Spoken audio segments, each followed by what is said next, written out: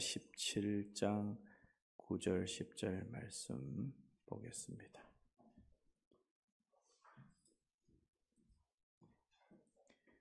예레미야 17장 9절 10절 말씀 우리 한 목소리로 봉독하겠습니다.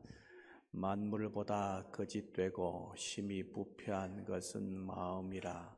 누가 능히 이를 알리오마는 나 여호와는 심장을 살피며 배부를 시험하고 각각 그의 행위와 그의 행실대로 보응하나니. 아멘. 지난주에는 인간의 타락한 부분을 살펴보면서 우리 하나님 믿는 사람들도 역시 타락한 그런 존재이다 하는 그런 부분을 말씀을 드렸습니다.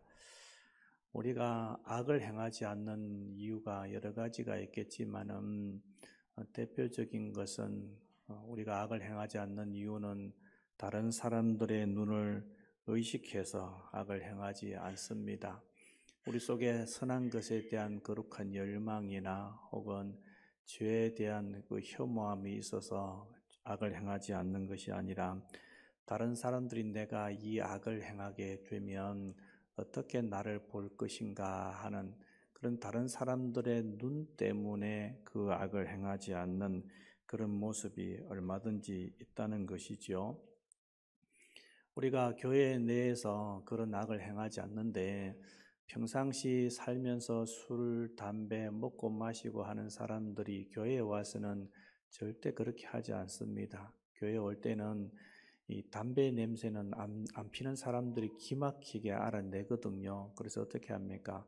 뭐 털기도 하고 또 배부리지는 거 뿌리기도 하고 또 입안에 각을 하기 위해서 막 이상 칙칙 뿌려서 냄새 안 나게도 하는데 기막히게 합니다. 교회 다니는 사람들은. 그런데 그렇게 담배를 많이 피우고 술을 마시는 사람일지라도 교회에 와서 술 마시고 담배 피지는 않죠. 예배 끝나고 난 다음에 335 모여가지고 야 오늘 말씀 은혜가 되지 하면서 맥주를 한 잔 기울이면서 오징어 다리를 뜯으면서 이야기하는 사람은 없습니다. 왜 그렇습니까? 교회 문화가 그런 문화가 아니기 때문에 그렇죠. 그래서 이런 사람들은 어떻게 했든지 간에 교회에 오더라도 자기의 원래 본 모습을 드러내지 않으려고 하는 그런 모습이 있습니다. 이전에 보았던 영화 중에 그 안성기 박중훈 씨가 주연했던 영화가 있습니다. 투 캅스라는 영화입니다. 굉장히 오래된 영화인데 이 영화에 보면은 그 안성기 씨가 조윤수라는 형사 역으로 나오는데 이 형사가 비리 형사입니다. 그래서 사람들로부터 이렇게 뇌물을 받아가지고 그 뇌물로 자기 재산을 불리는 그런 사람이었어요. 어마어마한 어리어리한 집에 살고 있는데, 근데 또 이 사람이 또 그 영화 중에 뭐로 나오냐면 교회 집사로 나옵니다. 교회 예배 가가지고 주님 하면서 눈물도 막 흘리기도 하고 또 헌금도 합니다. 이런 모습이 어쩌면 우리의 모습은 아닌가 하는 그런 생각을 해볼 필요가 있을 것 같습니다.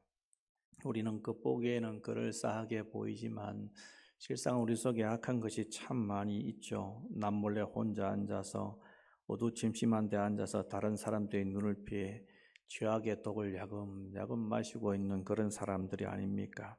그 독을 마시면서 죽어가는지도 모르고 그 독을 마시며 기뻐하는 존재, 죄악을 깊이 들이마시고는 그 잠시 주는 죄악의 기쁨을 누리면서 살아가는 그런 존재, 그게 바로 우리 인간이라는 겁니다. 겉으로 보기에는 다 선남선녀입니다. 어쩌면 자기 스스로까지도 속이는지도 모르겠습니다. 나 정도면 그래도 사람들한테 손가락질 특별하게 받을 일 없이 그렇게 잘 살아가고 있잖아. 나 정도면 그래도 교회 집사가 될 만하고 권사가 될 만한 그런 사람이 아닌가 하는 그런 생각을 할 수도 있습니다. 하지만 어떻습니까? 그렇게 자신 있게 이야기하지만은 사실은 그 속에는 온갖 탐욕과 악독과 시기와 분쟁 이런 것들로 가득 차 있는 경우를 보게 됩니다. 다른 사람들을 속이고 자기 자신까지도 속일 수 있을지는 모르겠지만 하나님은 절대 속일 수 없습니다. 그래서 성경에서는 뭐라고 표현하고 있습니까? 하나님은 만홀히 여김을 받지 않는다. 그렇게 이전 성경에서 표현을 하고 있죠. 하나님께서는 쉽게 그러한 것에 넘어가지 않습니다. 우리 하나님은 모든 것을 아시는데 오늘 본문에는 뭐라고 이야기하고 있습니까? 여호와는 심장을 살피며 폐부를 시험하시고 다 아신다. 그렇게 말씀하고 있습니다. 그렇기 때문에 우리가 무의식 속에 지은 죄까지도 다 알고 계십니다. 어젯밤에 꿈을 꾸면서 아침에 일어났을 때 나는 꿈이 전혀 생각나지 않는데도 불구하고 꿈속에서 지은 죄까지도 하나님은 다 알고 계십니다. 그렇기 때문에 우리 인간은 하나님 앞에서 항상 죄인으로 발견됩니다. 가장 좋은 것을 하나님 앞에 내어 놓았지만은 사실은 하나님 앞에서는 그것이 좋은 것이 아니다라고 제가 말씀을 드렸습니다. 인간의 의는 뭐와 같다고요?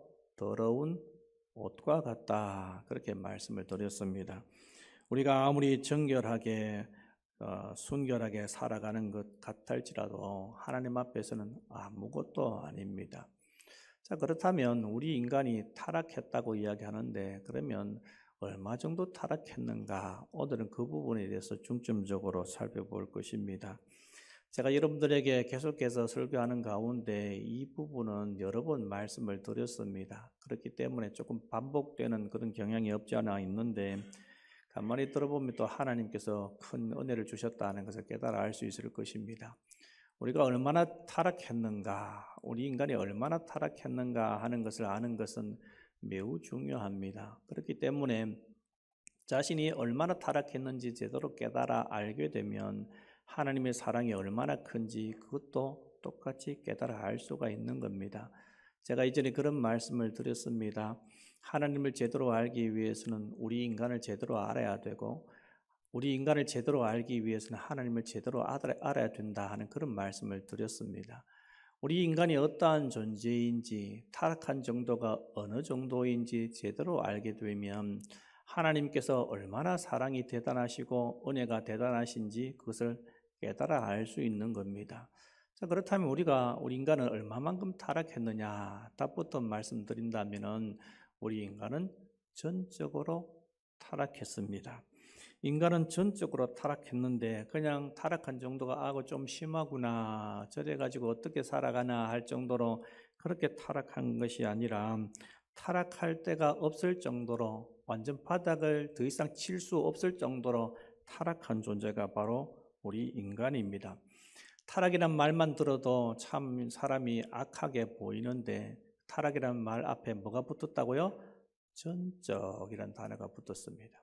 인간이 타락하기는 타락했는데 전적으로 타락했다. 그래서 이 말을 들으면 어떤 생각이 드냐 하면은 이 사람이 하는 일, 말, 행동 이런 모든 것들이 정말로 마귀적이고 너무너무 악해서 그 어떤 사람에게도 용서받지 못할 그런 죄를 짓는 듯한 그런 느낌이 듭니다. 우리 인생을 살아가는 모습을 한번 보시기 바랍니다. 그런데 우리 인생을 가만히 살펴보면 우리가 전적인 타락이라는 이 말처럼 너무 악하여서 사람들한테 저 사람은 정말로 가치 있지 못할 상중하지 못할 그러한 사람이다라고 불리우는 사람은 사실은 그렇게 많지가 않습니다. 가끔 가다가 있습니다. 그죠? 야, 저 사람 정말로 상종하지 못할 말도 하나 붙이지 못할 그런 사람이다 하는 그런 사람이 분명히 있기는 있습니다. 그럼에도 불구하고 그런 사람은 그렇게 흔하지 않습니다. 그렇다면 그 나머지 사람들은 잘 살아가고 있기 때문에 그럴까요? 또 그런 것도 아닙니다. 엄란한 생각을 품더라도 그 엄란한 대로 다 행하는 사람은 극히 일부분입니다. 오히려 악한 사람도 선을 행하는 경우가 종종 있습니다. 남의 것을 훔쳐다가 다른 사람을 돕는 경우도 있죠. 우리가 잘 알고 있는 의적 누구입니까? 홍길동 같은 사람은 아주 탐과 놀이들 그런 사람들의 재산을 빼앗아서 사람들한테 나눠주는 그런 일을 했죠.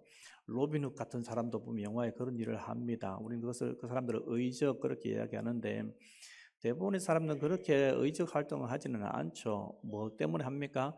자기 욕심 때문에 남의 것을 훔치고 사기치고 강도짓을 하고 살인을 하는 그런 사람들이 대부분입니다. 그런데 이런 사람들 중에서도 착한 일을 얼마든지 할 수 있다는 것이지요. 어떤 도둑이 자기가 물건을 훔쳤는데 물건을 훔친 것을 100이라고 칩시다. 그러면 그 100 중에 하나를 가난하고 힘든 사람한테 베풀 수가 있을 것입니다. 이 일이라는 것을 받는 사람이 너무 힘들고 고통스러운 가운데 있는 사람이라면 이것이 얼마나 큰 위로가 되겠습니까? 가령 예를 들자면은 자식이 수술을 받아야 되는데 돈이 없어서 수술을 받지 못하는 그런 사람한테 이 100 중에 1을 주었습니다. 그러면 이 일을 받은 이 사람은 얼마나 고맙겠습니까? 그렇게 본다면은 이 도둑도 선을 행한 것이다 라고 볼 수 있을 것입니다. 하지만 성경은 그렇게 이야기하고 있지 않습니다. 우리가 잘 알고 있는 유대인을 수백만 명 죽였던 히틀러를 한번 생각해 보십시다. 히틀러, 독일에서는 히틀러식 인사를 하게 되면 잡혀갑니다. 법으로 금지시켰습니다. 그만큼 자기 자신들의 과거의 삶을 후회하고 그것이 옳지 못한 삶이다 하는 것을 인식한다는 뜻이지요. 그렇게 그런 것을 금할 정도로 싫어하는데 이 히틀러라는 사람이 어떤 일을 했냐면 프랑스를 한번 침공을 했는데 프랑스 어느 지역을 어느 마을을 딱 구분해가지고 거기에 사제들을 살게 만들었습니다. 그리고 거기에는 어떤 총성도 들리지 않도록 만들었습니다. 자, 그렇게 본다면 히틀러도 선을 행한 것이다 라고 그렇게 말을 할 수 있을 것입니다. 하지만 성경은 그렇게 말하지 않습니다. 이렇게 사람들이 악을 행하기는 하지만은 아주 극악하게 바뀌지 않는 그런 모습들이 자주 등장하는데 이런 것을 극단적으로 치닫지 못하게 만드는 장치가 하나님께서 우리한테 주신 것이 있다는 겁니다. 키티 제노비즈 신드롬이라는 말이 있습니다. 지금은 이것을 방관자 효과 혹은 방관자 신드롬 이렇게 부릅니다. 키티 제노비즈는 어떤 사람이냐 하면은 이것은 1964년에 일어났던 일인데 뉴욕의 한 아파트에서 살인 사건이 일어났습니다. 약 35분 동안에 키토 제노비즈라는 이 사람이 술집에서 일하는 종업원이었는데 집에 귀가하다가 귀환이 따라와서 이 여자를 칼로 죽이는데 35분 동안이나 비명소리가 나고 살려달라고 소리치는데 아무도 그 사람을 도와준 사람이 없었습니다. 그러면 그 아파트에 사람이 없었느냐? 아니요. 경찰에 의하면 그것을 인지하고 본 사람이 28명이나 되었습니다. 그런데 경찰이 조사해서 말한 사람이 28명이지 어떤 사람은 그냥 안 봤다, 못 봤다라고 이야기한 사람도 분명히 있었을 겁니다. 그렇게 본다면 한 30명 넘는 사람들이 봤다는 건데 그 본 사람들이 그 강도가 나쁜 짓 하는 것을 제지하는 사람도 없었을 뿐만 아니라 단 한 사람도 경찰서에 연락하지 않았습니다. 자, 이걸 본다면 이 주위에 있는 그것을 목격한 이 28명의 사람들은 한쪽 편으로 본다면 그 악에 적극적으로 동참하지 않았기 때문에 그래도 괜찮다라고 볼 수 있을 겁니다. 하지만 이것을 괜찮다라고 볼 수 있는 사람은 정신이 똑바로 박힌 사람은 그렇게 보지 않습니다. 악을 적극적으로 막지는 못했을지라도 얼마든지 경찰에 신고해서 저 사람을 살릴 수도 있었을 것입니다. 하지만 그렇게 하지 않았던 사람들이 28명이나 되었습니다. 이렇게 인간의 모습은 전적으로 타락했다라고 말하고 어떻게 보면 또 그 중에서도 선을 행하는 듯한 그런 느낌이 들고 적극적으로 악한 것에 가담하지 않는 그런 모습도 보이기는 하지만은 그럼에도 불구하고 이 악한 모습이 여전히 있다는 겁니다. 하나님께서 우리가 극악에 치닫지 않게 하기 위해서 하나님께서 우리한테 뭘 주셨다고 했습니까? 양심 이런 걸 주셨다라고 제가 전에 말씀을 드렸습니다. 이 양심이 있기 때문에 그 양심을 쫓아서 그 양심의 소리를 쫓아서 제대로 살아가는 사람들은 그 양심을 쫓아서 살아가는 그것 때문에 자기가 알지 못하게 하나님의 율법의 행위를 드러낸다 하는 그런 말씀을 드린 적이 있죠. 그렇게 살아갈 수 있습니다. 하지만 그럼에도 불구하고 그것이 선이다라고 말할 수는 없는 겁니다. 자, 그렇다면 이 선이라는 것이 무엇인가에 대해서 한번 개념을 잡을 필요가 있습니다. 하이델베르크 요리 문답이라는 게 있는데, 이 요리 문답은 뭐 대소교리 요리 문답처럼 아주 요긴하게 신앙생활 하는데 여러 가지 것들을 질문과 답으로 해놓았는데, 그게 91문에 보면 선에 대해서 이렇게 정의를 합니다.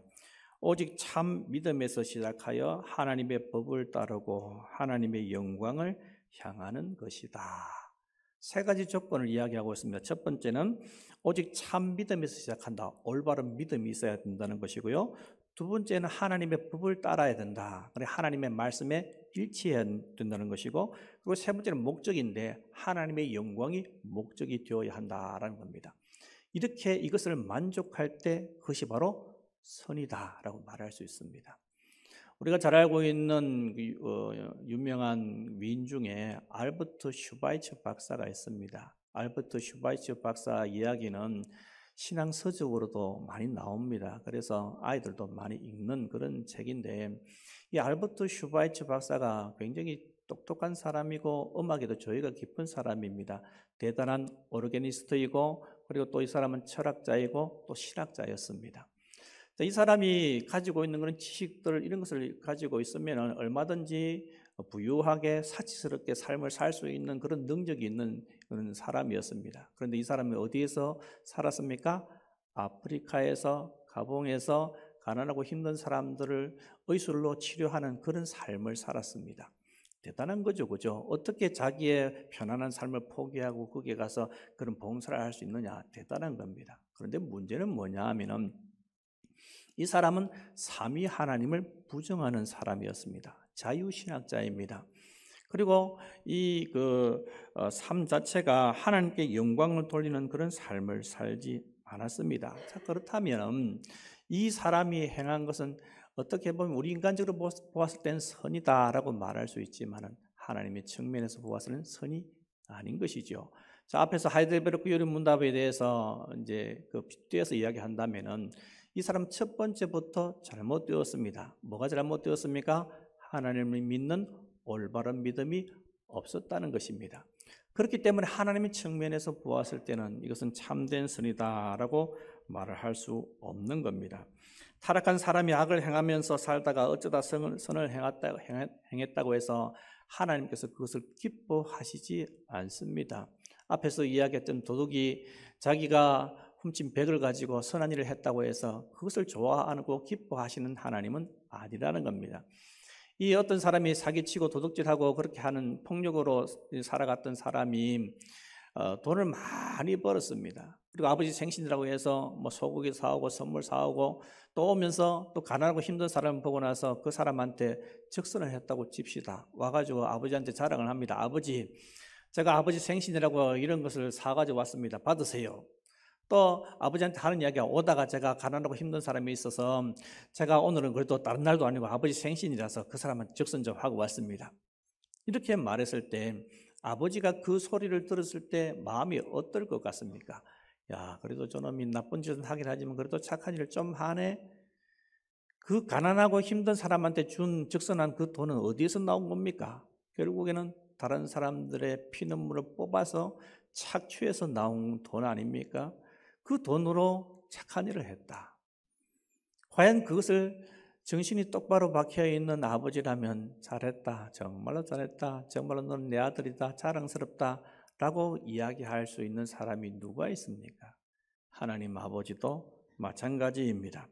비록 인간이 세상에서 어느 정도 선을 행할 수 있다고 하지만 그 선은 하나님 앞에 내놓을 만한 것이 전혀 되지 못합니다. 하나님 보시기에 그것은 악에 지나지 않습니다.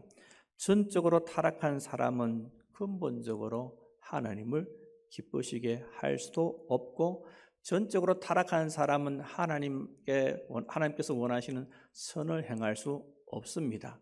그리고 하나님께서 원하시는 선에 대한 사모하는 마음도 없습니다. 성경에서 창세기 6장 5절에 보면 이렇게 말씀하고 있습니다. 창세기 6장 5절에 보니까 여호와께서 사람의 죄악이 세상에 가득함과 그의 마음으로 생각하는 모든 것이 항상 악할 뿐임을 아시고. 창세기 6장이라면 노아 홍수가 일어나기 이전입니다. 노아 홍수가 일어난 후에도 하나님께서 뭐라고 말씀하십니까? 어려서부터 계획하는 것이 항상 악하다, 그렇게 말씀합니다. 인간은 바로 그런 존재입니다. 항상 악을 먹고 마시고 하는 그런 존재. 그래서 욥기 25장에는 보면 이런 말을 합니다. 하나님의 눈에는 달이라도 빛을 발하지 못하고 별도 빛나지 못하거든. 하나님의 보시기에는 별도 빛을 발하지 못하고 달이라도 빛을 발하지 못한다. 여러분, 별이 다른 것도 크게 뜨게 되면 얼룩덜룩한 그런 부분도 보이지만 별은 그런 걸 전혀 볼 수가 없습니다. 너무 아름답지 않습니까? 정말로 영롱하지 않습니까? 그런데 하나님께서 보실 때는 그 별도 달도 밝지 못하고 맑지 못하고 깨끗하지 못하다, 그 말입니다. 그리고 나서 이런 말을 합니다. 하물며 벌레인 사람 구득인 인생이랴. 벌레인 사람 구득인 인생이랴. 바로 우리 인간이 벌레와 같고 구더기와 같은 아주 하찮은 그런 더러운 존재가 바로 우리 인간이라는 겁니다. 이것은 인간의 모습이 썩어가는 것이 아니라 완전히 다 썩은 것으로 말씀합니다. 모든 죄를 다 범하지는 않지만 타락한 인간이 행하는 모든 것은 다 악합니다. 그렇기 때문에 하나님께서 원하시는 선을 행할 수가 없습니다. 하나님께서 원하시는 쪽으로 달려갈 수도 없는, 선을 바랄 수도 없는 그런 존재가 바로 우리 타락한 인간의 모습입니다. 온전히 우리 인간이 바라는 것은, 정말로 자원하고 바라고 원하고 원하는 것은 무엇입니까? 바로 죄에 대한 욕망뿐입니다. 그 악을 향한 마음을 성경에서는 광야에 익숙한 들암나귀가 발전기가 되어서 헐떡거리는 것과 같다, 그렇게 표현하고 있습니다. 예레미야서 말씀에 그 말씀을 하고 있는데, 광야에 익숙한 들암나귀가 발전기가 되어서 수컷을 막 이리저리 미친 듯이 달리는 겁니다. 마치 그렇게 살아가다가 악한 것을 만나게 되면 눈이 벌겋게 충혈될 정도로 그런 악을 찾아서 다니다가 그 악을 만나게 되면 너무너무 기뻐하는 그런 존재가 바로 우리 인간이라는 겁니다. 이 들암나귀가 발전기가 되어서 숫나귀를 만났을 때 얼마나 기쁘겠습니까? 그 모습이 바로 우리의 모습과 똑같다는 겁니다. 여러분, 타락한 사람들이 살아가는 이 세상을 한번 보십시오. 오늘 오후 예배 때 우리가 또 이 악법 저지를 위한 기독교인 집회를 하는데, 이 세상이 돌아가는 모습을 한번 보십시오. 동성애에 관련되어 있는 영상을 한번 보십시오. 기쁘게 보입니까? 좋게 보입니까? 혐오스럽고 구역질 나지 않습니까? 그것이 바로 인간 본성이라는 겁니다. 그 모습을 보게 되면 그런 생각이 우리한테 듭니다. 마치 더러운 옷들을 입고 다니는 것처럼 우리 인간이 그렇게 더러운 옷을 입고 살아가는 겁니다. 그래서 인간은 뭐라고 이야기합니까? 전적으로 타락했다라고 이야기합니다. 한 군데도 선한 곳이 단 한 군데도 없습니다. 선이 있는 것 같아 들여다보니 그 속은 악한 것으로 가득 차 있습니다. 정도의 차이는 있는 것 같지만은 모두가 다 악합니다. 살인을 저지른 사람 정말로 악합니다. 강도짓하고 강간하는 사람 정말로 악합니다. 사기치는 사람 얼마나 악합니까? 가난하고 힘들게 살아가는 농촌 사람들 등쳐먹는 것 얼마나 악합니까? 하지만 그런 것을 행하지 않는 우리도 여전히 악합니다. 한 가지로 치우쳐 다 악한 자가 되었습니다. 하나님께서 세상에 선을 행하는 사람이 있는가 후보 살펴보니까 어떻다고 했습니까? 없다. 없기는 없는데 어떻게 없다고 이야기하고 있습니까? 하나도 없다라고 말씀하고 있습니다. 점점 나아지기보다는 세상은 자꾸 악해져 가고 있습니다. 여러분들이 한번 보십시오. TV를 한번 보십시오. 드라마를 보십시오. 영화를 보십시오. 최근에 계속해서 개봉되는 영화 가운데 동성애 코드가 대부분 다 들어가 있습니다. 지금 개봉하는 영화 가운데 동성애 코드가 다 들어가 있습니다. 그래야 돈이 된대요. 그래야 좀 더 지식적으로 열려있는 사람이래요. 여러분, 이 세상이 그렇게 바뀌어가고 있습니다. 이런 악한 세상 속에서 이 악에서 구원할 수 있는 방법이 무엇입니까? 도대체 이 악을 새롭게 만들 수 있는 방법이 무엇입니까? 이 악한 세상을 구원할 수 있는 방법이 도대체 무엇입니까? 우리가 악하게 살아가고 있는데 이 악한 세상 속에서 우리가 선하게 설 수 있는 방법이 무엇입니까? 아무리 찾아봐도 방법이 없습니다. 오직 예수 그리스도의 십자가 밖에는 이 세상을 변화시키고 새롭게 할 수 있는 것이 아무것도 없습니다. 우리의 죽은 양심 가운데 주 예수 그리스도의 피가 뿌려져서 죽은 양심이 살아나고 잘못되어 있는 것을 바라보고 끔뻑끔뻑하고 소 닥쳐다보시 하는 것이 아니라 이 잘못된 것을 바라보고 가슴 아파하며 울 수 있는 그런 사람들이 되어야 합니다.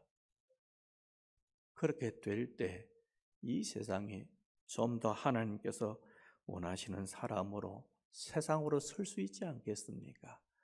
그럴싸하게 껍데기만 좋게 보이는 그런 존재가 아니라 정말 그리스도인들이 되어야 합니다. 우리를 변화시킬 수 있는 것은 우리 자신이 아닙니다. 도덕과 윤리가 아닙니다. 도덕과 윤리를 변화시켰다면 조선시대에는 아무런 비리가 없어야 할 것입니다. 하지만 조선시대 유학이 그렇게 발전되어 있던 조선시대 때가 어떠했습니까? 얼마나 많은 기생이 있었고 얼마나 많은 데서 타락했습니까? 선비가 갓을 쓰고 정말로 걸음걸이도 어떻게 보면 우리 기독교인 표현을 한다면 거룩하게 걷고 거룩하게 말을 하고 거룩하게 옷을 입었지만은 그들 속에 악이 가득했던 것처럼 이 시대가 바로 그런 시대예요. 이 시대를 살아가고 있는 우리도 그런 모습으로 살아가고 있다는 겁니다. 그렇기 때문에 우리한테 예수 그리스도의 피가 필요합니다. 그 피가 이 세상에 뿌려지고 그 피가 하나님 믿는 백성들에게 뿌려져서 무디해진 양심이 살아나고 살아있는 양심으로 이 시대를 향해서 하나님의 은혜와 능력을 선포하고 이것이 진리이다, 이것은 잘못되었다라고 분명하게 말할 수 있는 그런 목소리를 낼 수 있는 사람들이 되어야 합니다. 그래야 교회가 올바로 서고 이 땅이 올바로 설 수 있는 겁니다. 오라, 이 사망의 몸에서 누가 나를 건져내랴. 예수 그리스도의 그 십자가의 은혜가 우리를 이 속에서 건져낼 수 있습니다. 썩어서 선한 것이라고 하면 전혀 없고 항상 악한 생각을 하며 악을 행하는 우리를 그 속에서 건져내실 분은 오직 예수 그리스도밖에 없습니다. 이 십자가의 은혜가 우리한테 나타나고 이 땅에 나타나서 이 땅에 있는 교회들이 올바로 세워지는 역사가 우리를 통해서 나타나기를 소원합니다. 아멘. 이 시간